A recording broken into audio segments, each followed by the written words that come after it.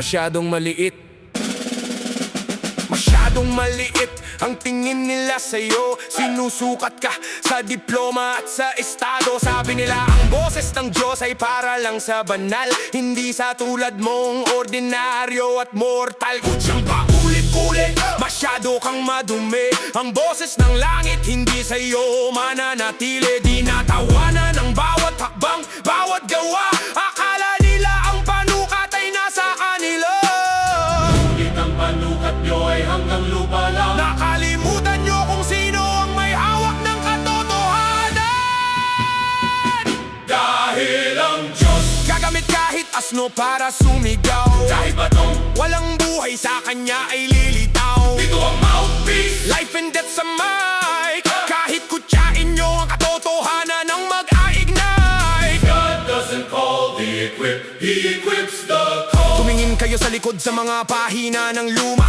Si Aaron na utal naging bibig ng hustisya. Ang mga mangingisdang mangmang nyanig ang Roma. Dahil ang espiritu ang nagbibigay ng diploma. Sige, Ituloy ang tawa sa inyong panukat na bulok. Pero ang mangmang sa mundo sa Diyos ay ruro. Hindi kailangan ng ginto, hindi kailangan ng trono. Gagamit siya ng kahit sino, basta tapat ang puso. Ano ba ang batayan nyo? Ang kinang ba ng labas? Ang husay ba ng dila na puno ng antas? Hinamak nyo ang maliit, minaliit nyo ang tapat. Ngunit ang biyaya ng Diyos ay higit sa sapat. Ang inyong panukat ay puno ng papiling. Sa mga dakila lang kayo gustong makinig. Pero ang mouthpiece ng hari ay hindi nyo kontrolado. Mula sa halyo ng kamay hanggang sa digital na mundo.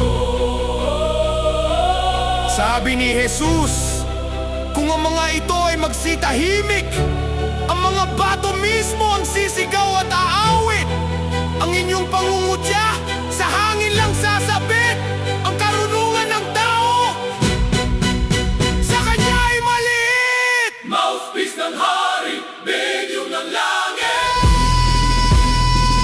Dahil ang Diyos Gagamit kahit asno para sumigaw. kahit batong, Walang buhay sa kanya ay lilitaw. ito ang mouthpiece. Life and death sa mic. Kahit kutyain nyo ang katotohanan ng mag-aignite. God doesn't call the equipped. He equips the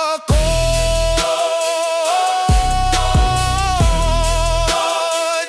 He equips the cold. Basagin ang panukat nila. Dahil ang Diyos ay hindi tumitingin sa panlabas.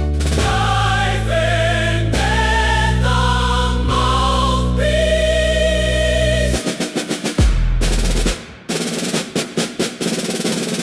Ang bato ay sisigaw.